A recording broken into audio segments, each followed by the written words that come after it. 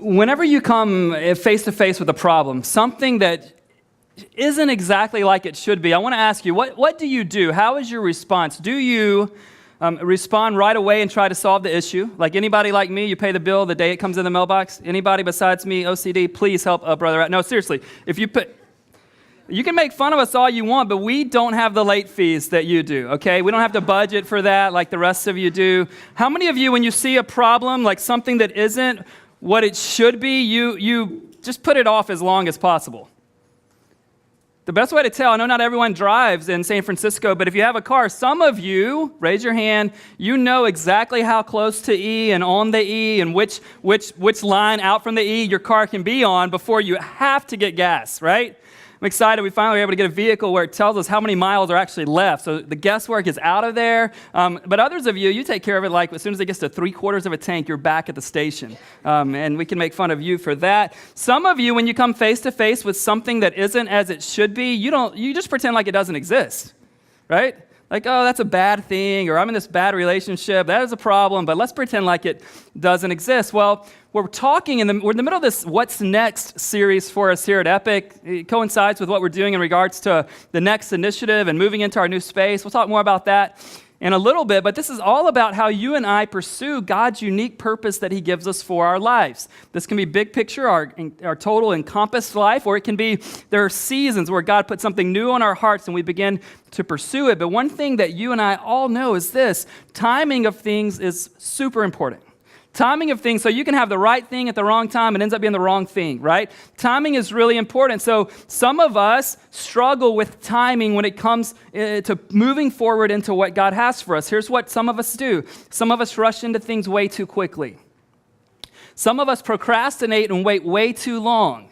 And some of us never do anything when we come face to face with something that is one way, should be another way, but we pretend almost like it doesn't exist, and we don't spend any time, any focus, any energy doing anything with the thing that should be different. One thing you and I will experience as we move into what God has for us, this could be with your family life, your work, for us as the church, for something service-oriented that you want to do in our city or in our world. Doesn't matter what it is. What usually becomes clear for all of us first is the what of something. Right? Not always specifically, but generally, when you have that moment of inspiration, you feel like God, if you're not a faith person this morning, you may say just, I had this aha moment. If you are a faith person, you might say something like, God put this particular thing on my heart. He gave me a vision. He gave me a mission and a purpose to do something about such and such. Whenever you do that, the what becomes clear really quick. But two things that are not as clear initially are the when and the how of something. And it can be so frustrating to know the what, but not know the when, right? Or it can be frustrating to know the what, but you have no idea how to go about that. Let me give you just a couple of examples. You may be out there and you're thinking, you know what? God is calling me to leave my established job and to start this other thing, which means I don't have an initial paycheck, but this is what he's given me a passion for. You know what, but you don't yet know when. Or maybe for others of you in this room, you know that God is calling you into some slice of a big global issue, and you don't know exactly how. You know what it might even look like in the end, but you have no idea how to get there. Timing is important. When it came to our space issue for us at Epic, we knew the what really quickly. We're just looking at our growth rate. We're looking at trajectory. We're looking at soon, here's the what. We're going to be out of adequate space at optimal service times. The what was really clear, but the how and the when, it took a while, and thankfully we have a lot to celebrate, but it took a while to figure out the how. We didn't know. Would we have to leave Soma? Would we have to do something crazy? Would we go back into a setup teardown situation? And we didn't know the when. We knew it needed to be soon, but you can't really force the when, and you can't always force the how, can you? Even when you're really, really clear on the what. We were introduced to Nehemiah's story last week, and we'll pick up on that story this week. But the what for Nehemiah became crystal clear for him really, really quickly in the very beginning of this book, right? His brother Hanani in chapter 1, just a few verses in, his brother comes to him. His brother says, Nehemiah, the walls in our homeland are broken down. The gates have been burned with fire. And instantly he knows the what, doesn't he? Instantly, he knows what? Someone's got to go rebuild the walls around the city and the place of my father's people that I love so much. And he begins to get a sense that that someone should be him. The what was really clear, but the how's not clear yet for him, and the when isn't clear for him just yet. So Nehemiah, for 4 months, he prays and fasts. Anybody willing to do anything for 4 months like that? If you're like the pastor's like, man, I'll give you 4 minutes, God, and then we got to move on and do something about this. And so when you think about those of us that move ahead too quickly and those of us that move ahead way too slowly, I'm in the too quickly category usually. If I'm going to err on one of those extremes, I don't know which one your tendency is, but for me, I'm usually moving ahead way too quickly, thinking that I've got to take care of this right now before I go to bed. Anybody else? Like, hey, let's take care of this. So you're researching, you're doing something, and the rest of you are like, I'll get it one day. All right, I don't think either one of us are right, okay? But one of us are really stressed trying to do it our way, and others of you are just real chill. So maybe it's better to procrastinate than to go quickly. But for Nehemiah, he prays and fasts for 4 months, and then after the 4 months are up, he goes to the king, his boss. He's the cupbearer to the king. He goes to the king and says, man, I need permission to take a leave of absence to go back to my homeland and take care of this rebuilding of the wall. I need to do that. The king grants him permission, a pretty amazing thing. He grants him permission, and then Nehemiah says, and by the way, as I go through the forest on my way to Jerusalem, would you also give me the wood that I need to basically go back into Jerusalem and to rebuild this wall? Would you do that for me? And the king again says yes. So where we're going to walk into Nehemiah's venture is at this place when he goes to Jerusalem for the first time after this. And there are so many lessons for us to learn. So I want you to think with me about what's the thing God is stirring in your heart, whether it's a missional thing, a career thing, a relational thing, a church thing, a volunteer thing, whatever the case may be. I want you to be thinking about it. And I also want you to be thinking about the process when we look at, as we said last week, here's what is, something's wrong. Here's what should be. The process is how we get from point A to point Z down here. And I want us to really get wisdom from God on how we should move forward. No matter what our thing is, I think there are some generalities that we can learn this morning. So if you've got a Bible, we're in Nehemiah chapter 2. If you need a Bible to follow along, just raise your hand and we'll get one into your hands this morning. Keep those hands up. We're on page 255 of the Bibles that we're passing out this morning. For the rest of us, Nehemiah chapter 2, we'll start in verse 11, we'll go through verse 20. But be thinking with me, okay, I sense that I should do something in this area of the world, this area of my relationships, of my job, my industry, my church, my city, my whatever. Be thinking about that. Now, what I want us to do today is all about how do we proceed? How do we move forward? How do we gain clarity on getting from what is today to what God wants to be true one day? And here's what's awesome to me that I still don't understand. God can do anything He's going to call you and I to do, infinitely greater than you and I can do it, but He still invites us to do it.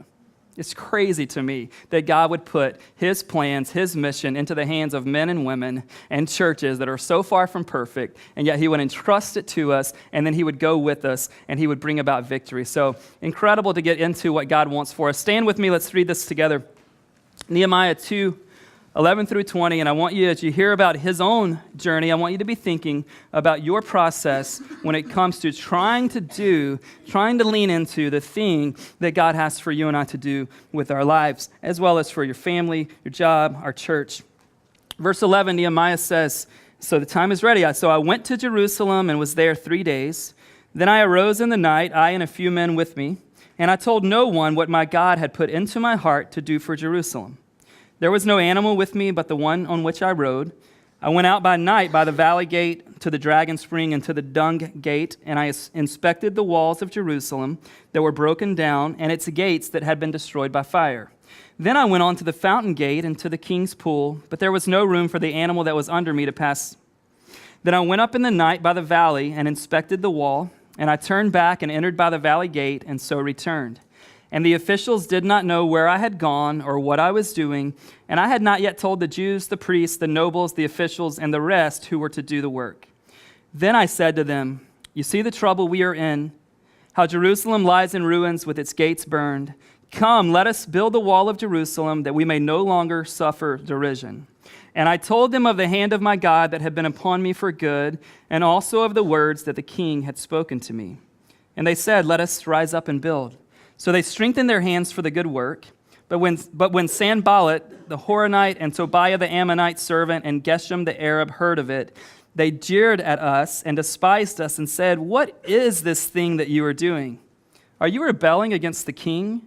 Then I replied to them, the God of heaven will make us prosper, and we his servants will arise and build, but you have no portion or right or claim in Jerusalem. Take a seat.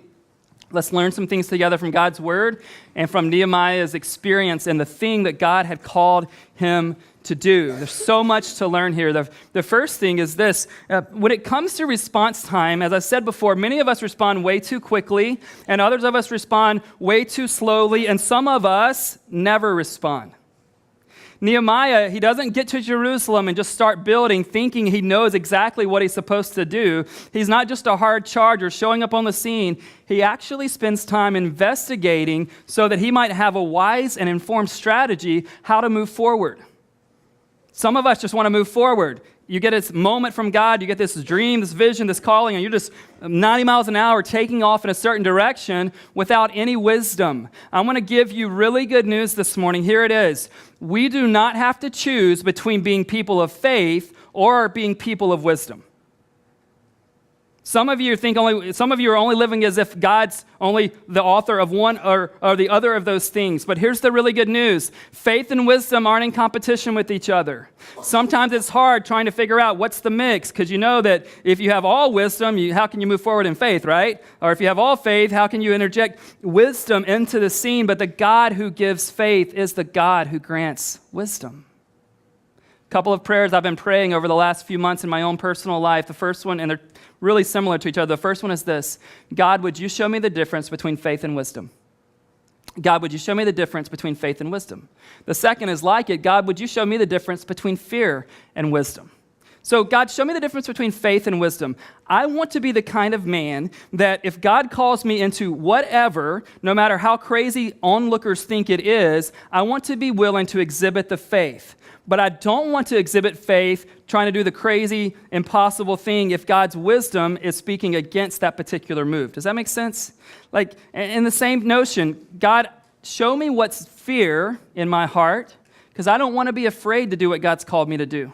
But I also don't want to move forward just because I lack courage, or just because I have courage and lack fear, if it's not the wise thing to do. Now, the question you and I would love to have answered by God is, God, what's the faith-wisdom formula? Right? Like, God, how much of it is faith and how much of it is wisdom? But what Nehemiah shows you throughout his entire venture, he has this great dependence on God. He's willing to plan and investigate and strategize. In verse 13, it says that he starts to inspect the wall. And I will use the term wall and walls interchangeably because Nehemiah does this. So if you can imagine, when the wall itself is broken down, it's now in individual pieces of wall. Okay, so when he uses the plural or the singular, same idea. In the end, we hope if Nehemiah gets the job done, it's going to be one wall, right? If he gets the thing done. But so you'll hear him refer to wall and walls. In 13, he says that he went to inspect the walls. In verse 15, he goes by night to inspect another part of the wall. And what Nehemiah is trying to do is he's investigating so that he might have a wise and informed strategy before he moves forward. Many of you feel like God has placed something unique, something specific, maybe even general, on your heart. Let me ask you this question. If that's true, what do you need to investigate so that you might have a wise and informed strategy before you aimlessly move forward? What do you need to investigate? If it's something you feel like, I feel like God's calling me to do this unique thing, one way to investigate that in your situation is to find out, has anyone ever done anything like that? If so, contact them, learn from them. One of the greatest things for me with starting this church, conferences have helped me, books have helped me, but the greatest help to me has been people who have started churches in urban settings throughout the United States. Why? because they know what it's like. They know what the challenges are of real estate. They know what it is to be in a densely populated city. And I've gone to people who have done these things in the last 5 to 10 years because, as we know, the world has changed so much. How do you need to investigate the kind of thing that God is leading you into? Who should you contact? What should you read? What should you think about? And how do we investigate it so that we don't just move forward with faith, lacking wisdom, but so that we move forward in faith, pleasing God, but also with the wisdom that God gives?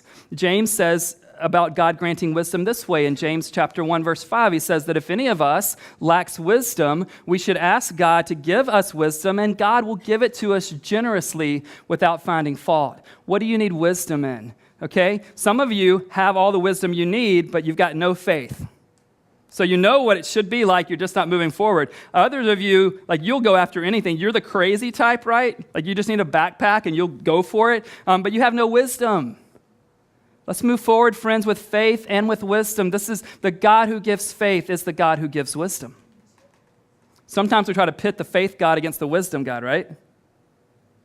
This is one God.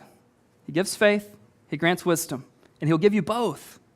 I believe both will be necessary. And Nehemiah is going to exhibit great faith, but he's going to exhibit great wisdom. He's not going to just run into Jerusalem. He's going to look at each piece of the wall. Okay, what kind of material do we need? What's going on with the gates? How can we make this more secure for the next round? Because the walls have fallen down. How do we redo this? What have we learned? How can we make sure it doesn't happen again? Those kinds of things. Now, Nehemiah says that at this point, he's not told anyone what God has downloaded into his heart to do in Jerusalem.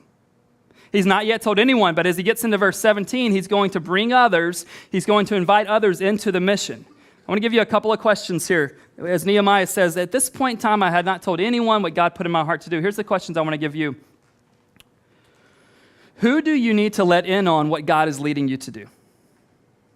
Who do you need to let in on what God is leading you to do? And when do you need to let them in on it? Who do you need to let in, and when? Many of us let other people in on this way too quickly. Many of us let people in on it way too slowly, and others of us never let anyone else in on it. You know why? As soon as I tell you, all of a sudden I'm held accountable for it.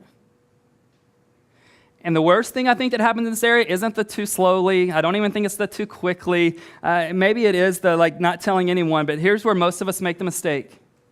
We let the wrong people in on what God is doing in our heart. Learn lessons of who you can trust, and not just that are your biggest fans and always say yes. Let me ask you this question. Do you think when I believe God is bringing a new initiative up for our church, do you think I text my biggest critic to let him know how excited I am? I don't. That one's obvious. But I also don't need to text my biggest fan who always claps for me even when I make terrible mistakes. What I need to do and what I try to do is let the people in who know how God's wired me, know the ingredients of what God's up to in our church, have a strong relationship with Jesus. Those are the people that I need to let in on. Why? Because A, I know they're going to pray for me. They're going to let me know the errors of my thinking. They're going to bring double wisdom than what I have right now to the situation, and they're going to be able to hold me accountable for it. Now, some of us don't speak up because we hate accountability.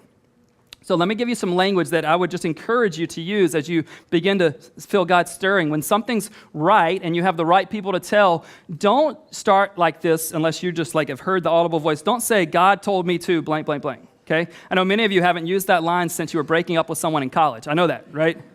You're like, listen, I love you, but God spoke to me last night. It's not you. It's not your bad breath. It isn't that your hair is the wrong color. Just God gave me a sign last night. It's not you. It's not even me. It's God, right? I mean, it's like God doesn't want us to be together. He told me. Be real careful using that language unless you've heard the audible voice of God. But I do think we can, and I try to use this kind of language when I'm casting vision. As best as I know, God has given me, I've got a sense that God's leading our church in this way. As best I know, God is leading our family this way. As best I understand, God is leading our company to do this and this, or our team to do this kind of thing. That's the kind of language we need to know. Hey, God really is into this thing. Now, the question for Nehemiah and for us is, how do you bring people into situations that seem impossible? How do you rally the troops to follow you? Verse 17, I want you to see the first two words that Nehemiah uses in verse 17. He's going to try to rally these guys. They know it's impossible. Here's what Nehemiah says to them. Picture it a little bit. He says, You see, right? Guys, you see. Friends, you see what's going on in Jerusalem. If we're going to bring others into what God is calling us to do, we must help them see what is and what should be. If we're going to bring others into what God's calling us to do, especially those people that are going to need to be arm in arm with us moving forward, if we're going to bring others into what God is calling us to do, it is imperative, it is absolutely necessary that you and I help them see what is and see what should be. Now, let me give you the big warning on this. When you and I have been thinking about something that God's doing in our heart, like Nehemiah, for 4 months, when we tell someone, whether it's our wives, or our staff teams, or our church congregation, what the plan is, they're not going to be as on board as you are yet. Anybody else make that mistake often like your pastor does? Like, I've been thinking about it for 4 months, so I think, oh, it makes sense to everybody.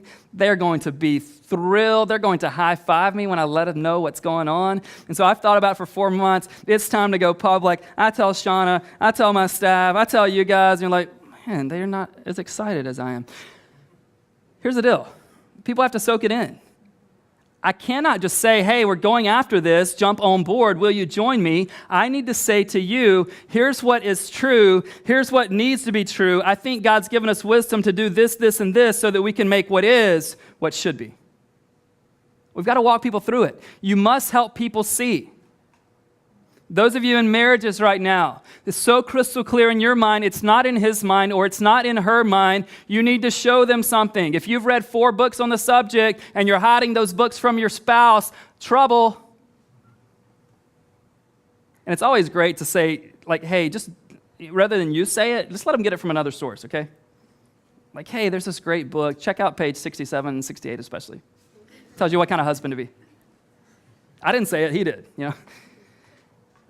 We've got to walk people through this. You need to help people see.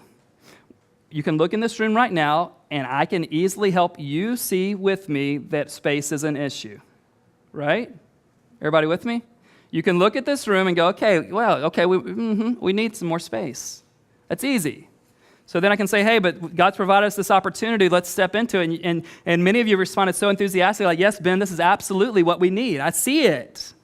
And so Nehemiah helps people see what's wrong, but he doesn't just stop there. He wants to build confidence so that people will step in and say yes to his offer. How does he get, in verse 18, how does Nehemiah encourage and bring on these builders to move forward to rebuild the wall? It looks impossible. How does he build their confidence? Does Nehemiah tell these guys, hey guys, I think you are the best builders on the planet? Does he tell them that? Everybody okay? Got the GPS going off. You've made it. You're here. Turn that thing off. Everybody, we're here. Like, you've made it. There's nowhere else to go. Our volunteer team will give you great directions on your way out. It's awesome. I'm so glad it wasn't Siri telling me to shut up and sit down. I would have had a dilemma. How does he build their confidence? Does he tell them, you guys are the best builders on the planet? Or does Nehemiah just talk like on and on and on about how great of a leader he is? Does Nehemiah say, hey guys, you know that Strengths Finder book? I actually have I scored 100% in every one of those strengths. He doesn't do that. Now let me be straight with you. Their ability as builders really mattered. But he doesn't build their confidence by talking about their ability as builders. It really matters. I didn't need to be on the building team with Nehemiah. You guys know the commercial, Home Depot says, you can do it and we can help. I don't call Home Depot. I need someone who can just do it, right? I got no help to offer them. I wouldn't be on the construction team. Nehemiah needed well-astute builders. And Nehemiah's role as a leader, why we're studying this story, is because he was an exceptional leader. His role as a leader was crucial. But he doesn't inspire and build their confidence by talking about how great they are or how great he is. Look at what he does in verse 18. He lets them know the greatest distinction known to humanity is involved in this endeavor. When he says, guys, here's all you need to know, God's in this. Builders, all you need to know before you sign on the line, it looks impossible. I know that we've been besieged many times here in Jerusalem. I know that we've had to live as exiles in other places far from our homeland. I know it looks like it's crazy, but I just want you to know something. God's in the midst of this. Friends, that should really matter. It's a question we really should always view. It's a lens we should look at all these kinds of things through. Like, is God in this as best we can understand? And that's how he raises their confidence. He says, guys, the good hand of my God is upon me for our good. And then I love what he does as a great vision casting leader. He says, not only is God's good hand on me, but let me give you an example. The king, can you believe this? The king let me take a leave of absence. Oh, and by the way, he gave me some stuff in the forest to build this thing back.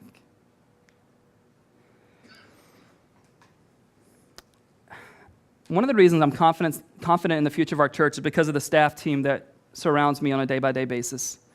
Their capacity, their character, their willingness to do a lot of things that do not fall underneath their job descriptions. I have a lot of confidence because of that.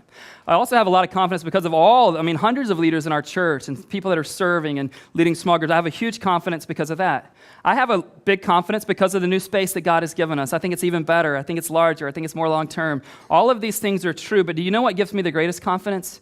When I see God's hand at work in any of the things that are happening in our church that have nothing to do with the preaching, nothing to do with the music, nothing to do with the kids' ministry, my staff, or you guys, that's when I'm like, okay, let's step on board. When you share your vision with other people and you're trying to get them on board, the thing they want to know, if they're the right kind of people, is this: is God in this thing? And you need to be able to think right now, the thing that you're about to launch, the thing that you're in the midst of, the thing that you're almost concluding, you and I need to be able to ask ourselves, as best we understand, let me ask you, do you sense that God's involved in it? The answer to this question really will make all the difference moving forward. And what do they say to Nehemiah when they understand that God's in the midst? Let's rise up and build. It's like an Under Armour ad or something. We must protect this house. Let's rise up and build. You know what they're saying? If God's in this, we're in. We've been beat down as a people. The Jews have been beat down. We've lost all our protection. The enemy is strong and he has beaten us. But if God's in this, let's go for it. Do you have anybody like that in your life that you can tell them, hey, you know what? I think God's leading me to do this. Would you join me? People are willing to follow leaders who cast compelling vision, and the most compelling vision you and I have is to say to someone, as best I understand, God's in the midst of this. He's involved. He's on our side. He's moving forward with us. Is God in the midst of the thing you're jumping hard after? There is nothing quite like accomplishing something significant with a unified community of others. It's this whole principle of shared success. There's nothing quite like accomplishing something significant with a unified community of others. That's why I love this next initiative, because you know that the leaders in our church alone won't be able to carry this thing forward. You know this is a maximum participation moment. This is an all of us in moment if you're part of this community, and the only way it's going to happen on the human scale is if we all play our part. But you know, you've lived as long as I have, not everyone will be excited for the thing God's doing in your life or my life, will they? Look at what these guys do. They said to Nehemiah in verse 19, "What is this thing you are doing? Are you rebelling against the king?" And they're going to continue to oppose Nehemiah. What is this thing you are doing, Nehemiah? Are you rebelling against the king? When you move forward into what you think God's got for you, some people are going to question you. Others are going to think you're absolutely nuts. And some are even going to stand in your face and oppose the thing you're trying to move forward. So let me give you this lesson. If we refuse to move forward in spite of opposition, we'll never move forward. None of us love opposition, right? But how gratifying is it if we go out, Shagun and I go out on the football field today, I throw him a touchdown, but there's no defense. I mean, how much sense would it make for he and I to do a dance in the end zone, right? There was no defense. The reason we love victory is because of what God enables us to overcome. If you don't, and you're not willing to move forward in face of opposition, don't go after the things God has for you, because the Bible stories that you love most are full of what? Starts with an appa. Every story you love to tell your kids, every story you love to hear as a kid, the story we love as adults, the reason we love the stories is because the opposition was overcome. The thing that looked insurmountable and impossible actually fell to the wayside, and the victory was won. That's why you love Esther's story. It's why you love Moses' story, bringing the slaves out. It's why we love the story of the cross, because the thing that was against us and opposed us, Jesus overcame. This is what our entire faith is built on. So if you don't want to move into opposition, you don't need a part in this. This is what it is. But what is opposition when the God who is for us overcomes everything that's against us?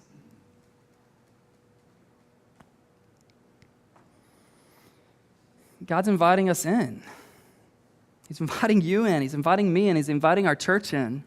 One of the reasons I love this next initiative is because I believe this is a great moment for us. I know it takes commitment for you to come in and sit under boring teaching for 60 minutes or own a service. I know that, but it takes a little bit different commitment for every one of us to step into this next initiative, doesn't it? Like, you have to think about more than just your attendance, right? More than just like, hey, what am I going to do next week? And, you know, one thing I've realized about my own leadership in the last couple of weeks is that this is probably the most vulnerable I've been as a leader. I've never made this kind of ask of any person in this room like I've made the last few weeks. But I also want you to know this. I fully believe that God is going to provide everything that's needed for us to move into the next chapter of the story he's writing through Epic. Now, I think he's given us a good plan. But he may not accomplish it in this way. But I believe he's going to do everything necessary. What I don't know is, will we all play a part? Not just in the next initiative, and the thing that he's doing in our world. But I believe that God has orchestrated our next decade of ministry here at Epic through a new space. This isn't about a building. It's about an environment that allows more stories for Jesus to come out. Watch this.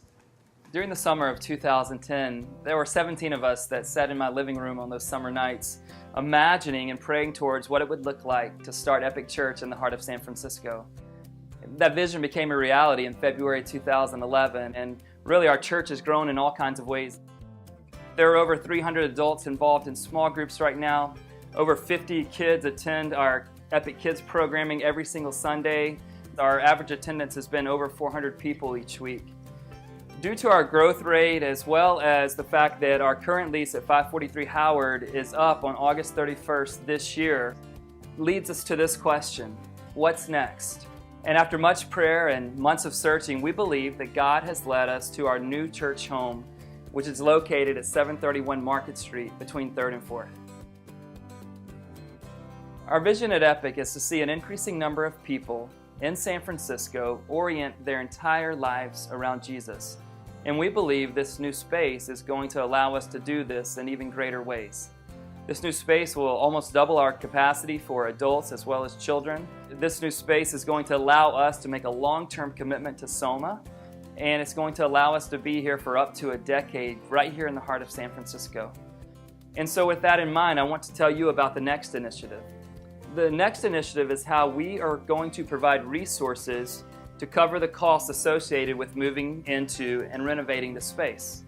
On April 13th, I'm asking everyone in the Epic community to bring a one-time gift as well as a 3-year pledge about what you would be willing to give to the next initiative over and above your regular giving. I want to encourage you to pray about this and join me on April 13th as we bring our gifts as well as our commitments. What's next for you? What's next for Epic? What's next for the city of San Francisco?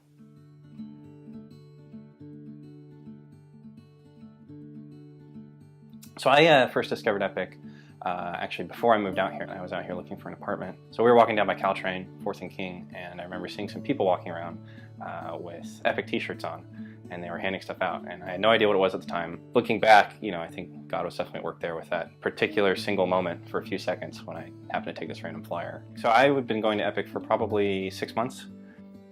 We were at dinner one night. There were a few of us there. Told them about the church I was going to. Austin seemed interested.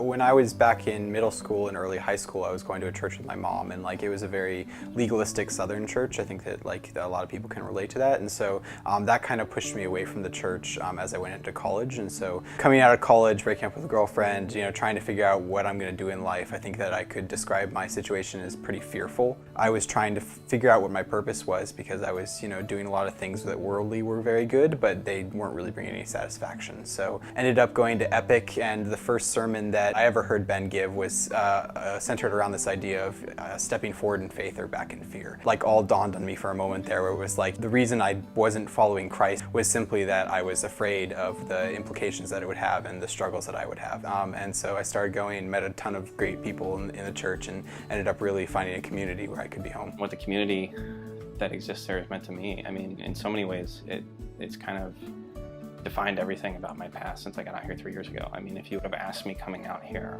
what life was going to look like in the city, I think my answer would have resembled tech boom, gonna be here for a few years, make a ton of money, leave. But the community that I found when I got out here, we talk about, like, as followers of Christ, that we're supposed to be an embodiment of, the values that Christ showed us to the people around us, to kind of welcome them in. And that was what I received coming in. And that's the opportunity that I see now, going out to people and welcoming them, showing them, kind of what I was shown when I came out here.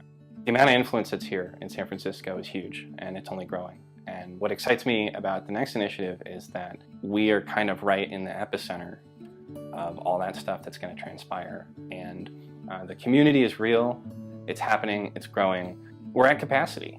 We have an opportunity here to really set ourselves up for that next 10 years, to establish the right technology, the right space, the rooms for the kids, and really just be a part and lean into what God's doing in the city.